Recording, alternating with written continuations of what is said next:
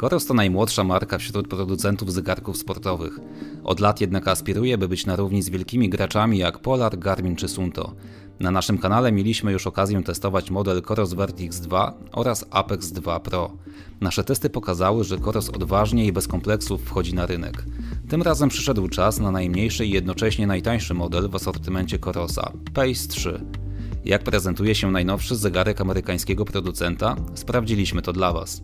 Witajcie na kanale Sportowe Testy. Pace 3 został zaprojektowany tak, aby był lekki, nieduży, ale jednocześnie posiadał świetną żywotność baterii.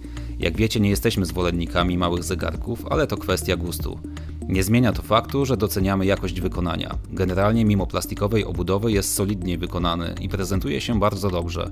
Widać, że jest przeznaczony dla osób, które nie lubią czuć ciężaru na ręce w codziennym funkcjonowaniu. Zegarek z pewnością nie będzie przeszkadzał w podstawowych czynnościach, noszeniu pod koszulą czy spaniu. Mimo że Pace jest najtańszym modelem Corosa, posiada niemal pełną funkcjonalność wyższych modeli. Menu zegarka oraz jego system nie podlegał w ostatnich miesiącach dużym modyfikacjom, więc jeżeli ktoś korzystał wcześniej z tej marki, niczym go nie zaskoczy. Oferuje znane już swoim użytkownikom parametry snu, regeneracji oraz obciążenia treningowego. Z nowości w styczniowej aktualizacji otrzymał m.in. fitness test czy monitoring stresu. Poza tym otrzymał sporo nowych funkcjonalności w porównaniu do swojego poprzednika, modelu Pace 2.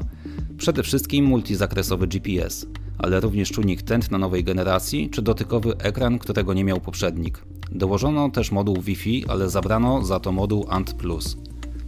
Poruszanie się po menu zegarka jest możliwe dzięki koronce oraz dotykowemu ekranowi.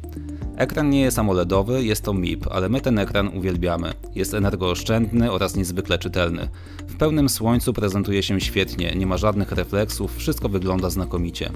Dodatkowo dane zegarka są cały czas widoczne, nie musimy go wybudzać ruchem ręki. W kwestii poruszania się po menu koronka sprawdza się znakomicie, jest szybka i precyzyjna. Dodatkowo jest ona lekko przesunięta do góry względem osi zegarka. Ten zabieg ma zapobiegać mimowolnemu naciskaniu, jak to mogło mieć miejsce np. w Vertixie 2 lub serii Apex, choć nam to się nie zdarzało. Dodatkowym wsparciem w poruszaniu się po zegarku jest ekran dotykowy. Nie jest tak responsywny i szybki jak w AMOLEDach czy smartfonach, ale jest przydatny przy korzystaniu z menu czy do przesuwania wykresów na widgetach. Co do baterii, to trzyma wyjątkowo dobrze jak na zegarek niewielkich gabarytów. 24 dni w trybie zegarka to naprawdę świetny wynik. Coros udowadnia, że ten parametr jest ich niewątpliwym atutem i my to bardzo doceniamy.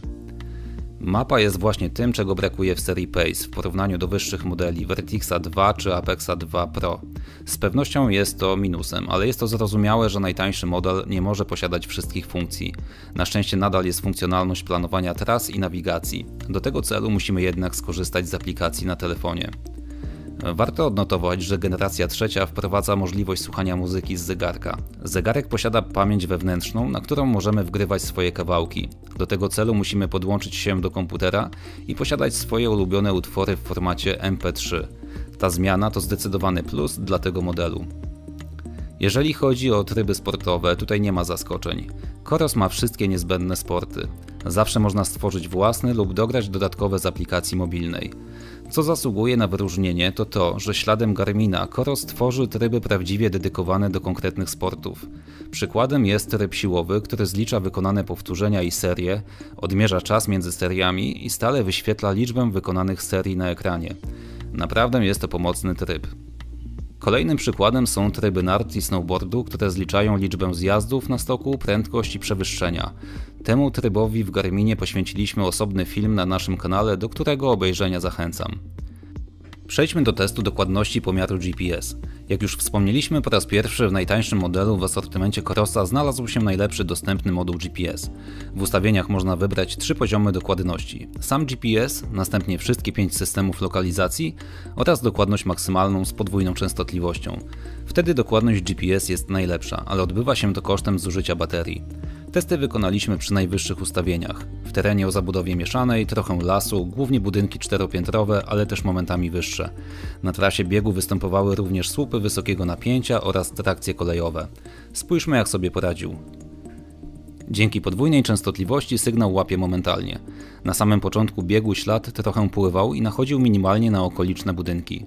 Jest to typowe dla wszystkich modeli zegarków. Mimo że wskazują gotowość do biegu, mam wrażenie, że w ciągu pierwszych kilku minut próbują zwiększyć łączność z satelitami, co poprawia dokładność dopiero po kilku minutach aktywności. Następnie ślad się stabilizuje i przebiega wzdłuż faktycznej trasy biegu. Zakręty odzwierciedla bardzo dokładnie, czasami delikatnie je ścina. Generalnie dokładność oceniamy dobrze, co odzwierciedla pomiar dystansu całkowitego. Pace 3 wskazał 5,77 km, a faktyczna trasa miała 5,80 km. To tylko 30 metrów różnicy na ponad 30-minutowym biegu. To dobry rezultat. Należy również pamiętać, że dobry GPS przekłada się na realne i dobre pomiary chwilowego tempa, dlatego jest to tak ważne. Przejdźmy do testu dokładności nadgarstkowego czujnika tętna. Jak zwykle przeprowadziły je dwie osoby o zupełnie innej charakterystyce, wysportowaniu i tętnie maksymalnym. Pierwszy bieg to bieg spokojny pierwszego testera o wyższym tętnie maksymalnym. Bieg zaczął się dziwnie. Bardzo ładnie wystartował, nietypowo do większości zegarków, ale następnie dość mocno się pogubił. Minęło dobrych kilka minut, zanim zbliżył się do właściwych rezultatów. Gdy już tylko złapał rytm, było bardzo dobrze. Ewidentnie podczas testu wystąpiła jakaś anomalia, co przełożyło się na dokładność do 2 uderzeń tętna na poziomie 58%. Drugi bieg to interwał tego samego testera na bieżni. Standardowy test to 5 coraz dłuższych interwałów. Jak widać na wykresie, zegarek minimalnie nie dociągał najwyższych wartości. Analiza danych również potwierdza, że tętno maksymalne było na poziomie 191, a zegarek wskazał tylko 183. Przy tak wysokich wartościach miał pewne trudności, co przełożyło się na dokładność do 2 uderzeń tętna na poziomie 55%. Trzeci bieg był biegiem spokojnym drugiej osoby. Tak prezentują się wyniki na wykresie. Zegarek podąża za prawdziwym śladem bardzo precyzyjnie. To potwierdza analiza danych. Średnie tętno na pasku to 142,6, a na zegarku 142,5. Wyniki są praktycznie idealne. Najwyższe wartości również dobijał. Dokładność do 2 uderzeń serca na poziomie 97%. Ostatni bieg to bieg interwałowy drugiego testera.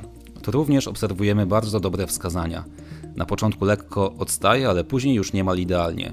Delikatne przeszacowanie w ostatnim interwale nie zakłóca bardzo dobrego wyniku w tym biegu. Średnie tętno na pasie to 141,7, a na zegarku o 0,3 mniej. Podsumowując te pomiary widzimy, że wyniki miały spore rozbieżności w zależności od testującej osoby. Przełożyło się to na wynik końcowy. Coros Pace 3 osiągnął 7,6 w skali 10-stopniowej. Jeśli chcesz być na bieżąco, zasubskrybuj nasz kanał. A jeśli informacje tutaj przedstawione są dla Ciebie pomocne i wartościowe, możesz dać nam znać o tym w komentarzach lub postawić kawę, klikając w link w opisie filmu. Przejdźmy do podsumowania. Coros Pace 3 to nie jest zegarek wyłącznie dla biegaczy. Zdecydowanie jest dedykowany szerszemu gronu sportowców, którzy cenią sobie wygodę użytkowania, dokładność pomiarów oraz baterię, która pozwala na dłużej odetchnąć od ładowarki. Zegarek jest naprawdę solidny i może być niezłym kompanem do codziennej aktywności, śledzenia snu oraz regeneracji. Oferuje dużo za niewielką cenę, która jest jedną z największych jego zalet. Mimo drobnych rozmiarów jest solidny i dobrze prezentuje się na ręce. Stosunek jakości do ceny w tym przypadku wypada naprawdę korzystnie.